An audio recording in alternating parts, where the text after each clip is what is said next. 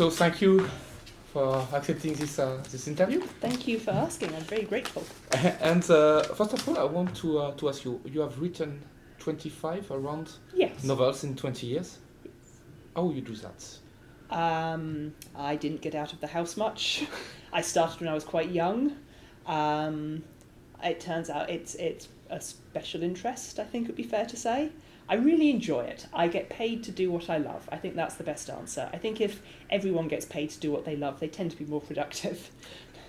And you have, if I'm correctly right, you have 3 identities. Yes. And I want to know who is there today? Today I'm here as Claire North, who I would argue is my most pretentious identity. It took me a while to learn how to spell Claire because my publisher published the first book with an I in the name, Claire with an I, and I didn't think it should be spelt that way. So I'm not very good at being Claire North, but I try. Okay, and if you have several alias to write, does it mean that each alias has his own identities in terms of writing? Yes and no. So the aliases have progressed as I've grown up. I was Kathleen Webb when I started because that's who I am, but I was also 14, so I was writing young adult because I was a young adult.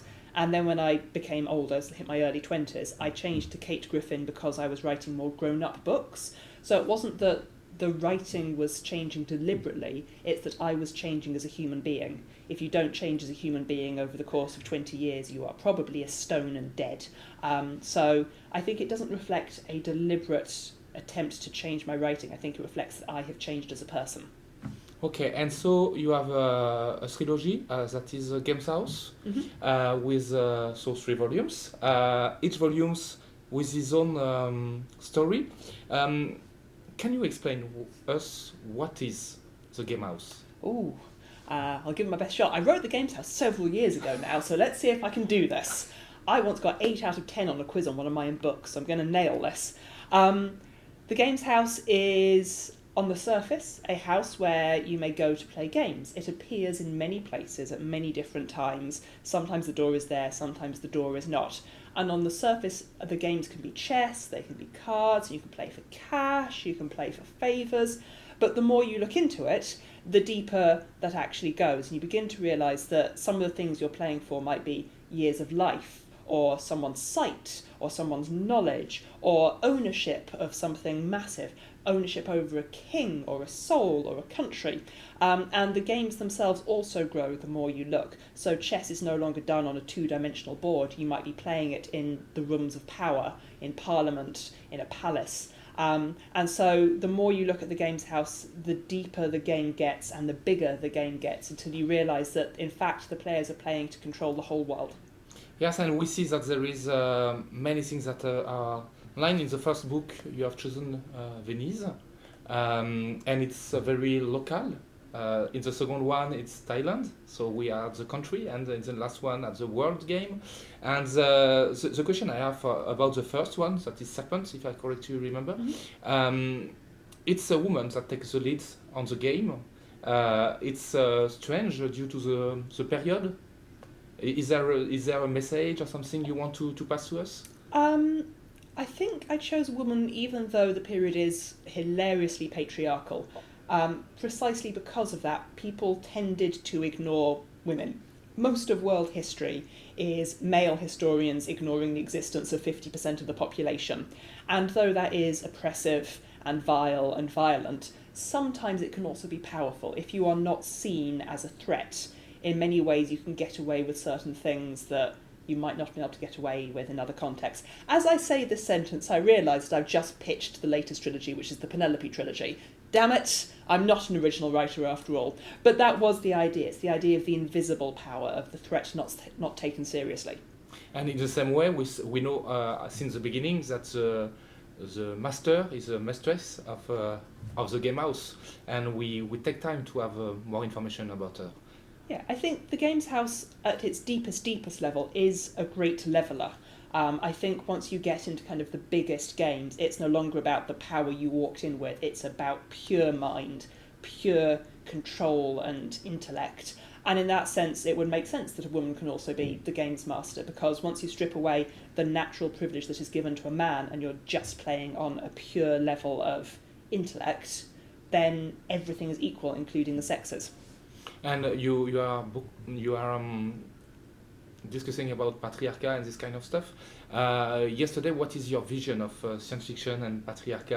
And in this kind of event, for instance, is woman has more place than before?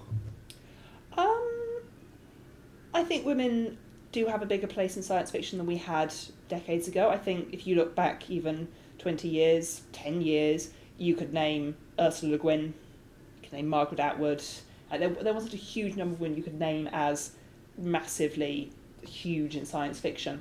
Whereas these days you think about winners of, say, the Hugo Award, and you're thinking M.K. Jemisin, which is amazing. You're thinking Anne Leckie, you're thinking people like Becky Chambers as well. So I think women as writers are certainly taking up more space in the genre. But I also think what's interesting is that science fiction is evolving its questions about what gender is. In the days of Arthur C. Clarke, there were men being men, and then there were women being distractions. And I think in this time of writing, it's very pleasing to see how much science fiction is going, but what does male and female even mean? And starting to break down these assumptions about what the sexes are. Okay, it's very interesting because you see, you have just discussed with Audrey, who earned the prize this day with science fiction books. So it means something that women can be rewarded and recognized too for science fiction. Yeah, it's the history of most of womankind is one of invisibility. It's not of not trying, it's not of not participating, it's just of invisibility. And I think the problem about invisible prejudice is that those who hold it don't realise they hold it. You don't necessarily realise that you have internalised these ideas because they're so ubiquitous. It is good in this day and age that we are challenging more and more invisible ideas of prejudice. And yourself, you have written in fantasy, in science fiction. Is there, I don't know, we say genre? Genre? Genre that is better for you in terms of fantasy versus science fiction? The lines between the two are very thin for me. I think that there is a blasé summation which goes, fantasy is just doing magic by magic and science fiction is just doing magic by science. The lines are pretty blurry. I'm mostly interested in mucking around with stories, and I don't hugely care which genre I end up in to do it. And in the second one, that is, I will remember because I have... Can I remember? Hold on. The Thief! Yes. I can remember my own books. But it means that it's several years ago, but this one is published this year in France, so it's the reason why I question you on this one. Yeah, I can remember my own works, don't you worry. For the Thief, we see a man who drank and finally became the white, if I can say it like this, in Thailand. Playing a game where he's very visible. Do you mean some subject around racism and this kind of stuff within this book? I would argue in The Thief, I probably don't examine racism hard enough. I think it probably was more pernicious than I actually examined in the book. I was very interested in Thailand in that period specifically because it is the height of colonial expansion in Southeast Asia, and everything is about to be on fire. I think the geopolitical situation was Japan is coming, Britain has already arrived, France already arrived, and Thailand is this little nation squeezed between these massive colonial powers, desperately trying to survive while everything else has been colonised and dominated. And I thought that was interesting to explore. It was interesting to take a long, hard look at what does that mean for a nation and what does that mean for how people interact within that nation.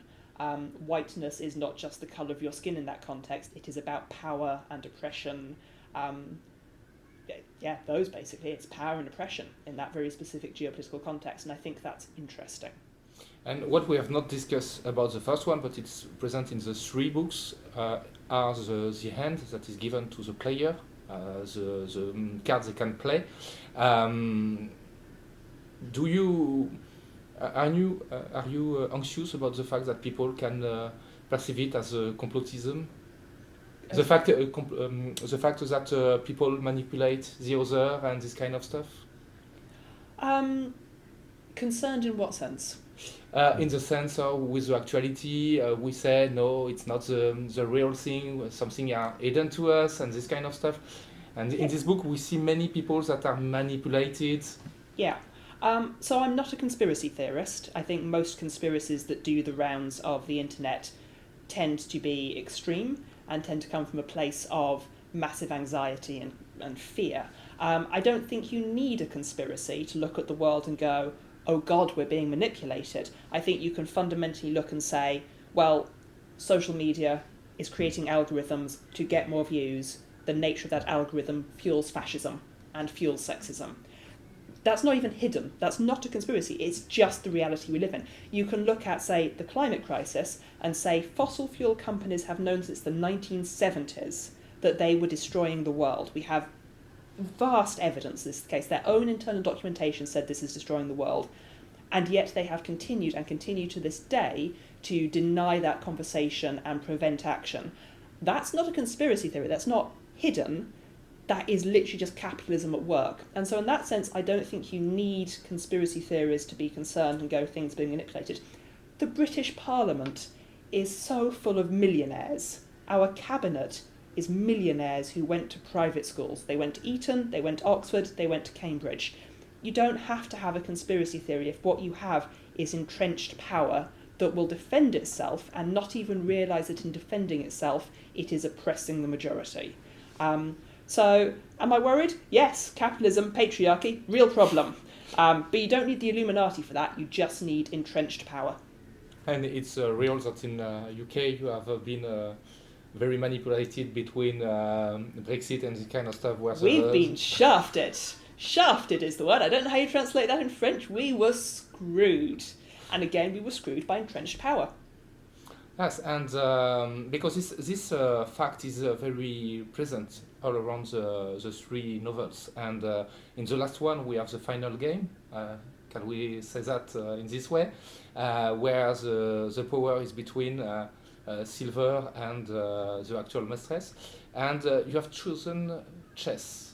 Why chess? Why the old game? I do love a game of chess. I was recently diagnosed as autistic, and it is very obvious that one of my special interests has been chess. I really enjoy playing it. Narratively, I think it carries a lot of cultural weight. I think across the world, people go, oh, chess, that's played by very clever people, isn't it? It carries all this depth and meaning. I don't think I necessarily translate the game of chess that literally to the third book, but I translate the idea of that kind of historical weight, kind of the weight of this is the game of kings, this is the ultimate game of power and destruction, and there is no end goal other than the complete destruction of your opponent, is what I was aiming to put into book 3. And chess, I think, carried a lot of cultural meaning that made it appropriate for that. And all around the cycle, we see that it's all game.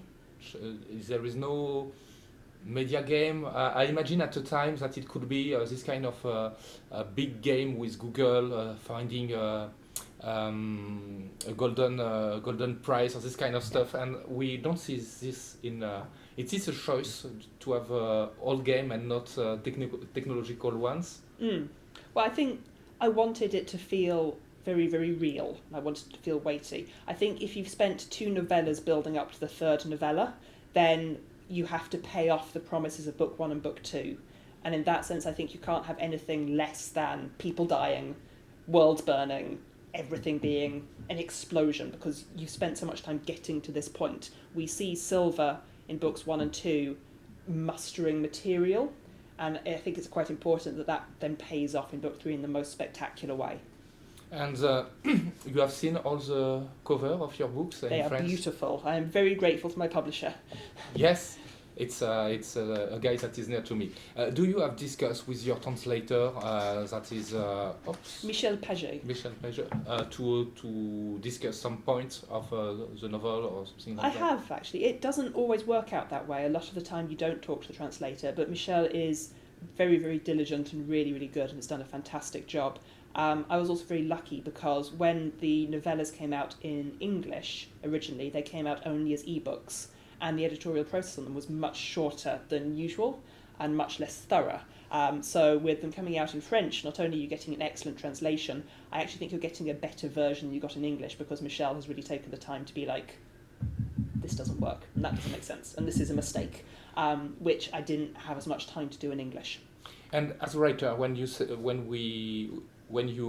that your book would be translated into French, what is your feeling? What is my feeling? I'm always incredibly excited and grateful. It feels, I suppose in the crudest capitalist way, it feels like someone's paying me for work I've already done, which is amazing. But also it feels, I think it's probably the highest compliment to be translated. I think it feels like someone's about to take a thing you've done and put even more work into it to introduce it to more people, which is probably the highest compliment that can be paid. I don't speak French properly. I can read a bit. At this time? At this time. I recently became a German citizen, so I've been working on German, and my God, it's hard. I wish it was French. But anyway, so I in that sense, I cannot fully appreciate it, but I can appreciate how flattering it is that someone thinks it's worth putting more time and effort into your work. And it means in a certain way that your message is universal. That's the dream. And today you say this book is quite old, if I can say like this. What is it too difficult to discuss about it several years after? It's coming back to me. It's not that difficult in the sense that the three novellas have quite a clear structure, so in that sense it's quite clear in my memory. If you were to interrogate me about details, I'd be like... It's the reason why I don't do it. I'm very grateful for that, thank you. And today you are in Nantes, so for the Utopial. What is the festival? What is the interest of this kind of festival for you? I think festivals fall into a number of different buckets. I think the most exciting thing about any festival ever is to meet fans, which I know is very cliched, but last weekend I was at Comic-Con in London, and Comic-Con is vast, it's like 40,000 people, it's ridiculous. And it's an amazing festival, but it's also very, very money driven. There's a lot of paying for everything. But when you go to Comic-Con, what you see is 40,000 nerds, people who have been given to dress up and celebrate themselves at their truest. And I think that's also the case here. I think when you come to a festival like Utopialis, when you go to any festival that celebrates science fiction and fantasy, what you are in is a space where people get to celebrate their truest selves and the things they love the most, without shame, without fear of being the only person who does that. And I think that is important in every nation on the world, to be perfectly honest. And you participate to several discussions? Yep. And what is the one that is the more interesting for you? Well, I've only done one panel thus far, so I can't really answer that one for Utopialis right now. I'm grateful that the one I did was talking about big ideas. I vastly prefer going to festivals and participating in panels like the one I've just done, where it's less about going, well, I wrote this novel, and more about talking about big ideas. I think that's more interesting for everyone involved, to be honest, than talking about your own book. And I've enjoyed that, and I'm looking forward to the next panel as well, which I'm participating on, which I think is also going to be talking about really big ideas that matter to this world. And I'm grateful that the Utopialis programme seems inclined that way. Yes, and your actuality in England and in France, what is it? What will be your next book in UK and in France? In France, I believe they're currently publishing the Penelope books, which is the story of Penelope, the wife of Odysseus, who has to run her kingdom for 20 years while her husband is missing, presumed, who knows. And she has to do all of that while pretending not to. Again, as I say this, I realise that I've just done a bigger version of the serpent in that sense. Like, she has to spend a lot of time manipulating from behind the scenes. And that's currently being published in France. And the third book of that publishes in England next year. And I am currently writing space opera. Pew pew! So you continue to have several books per year since this kind of stuff? It's usually one at a time, one book a year. My publisher likes to go a bit slower with Claire North because it creates the impression that I'm very literary. I'm thinking really hard and I'm really literary. And I'm mildly grateful for that because I do have another job as a lighting designer, and I quite like having the balance of spending 6 months on a book and then 6 months not on a book and just flipping between the two. Okay, so thank you very much for this time. Thank you very much. Merci.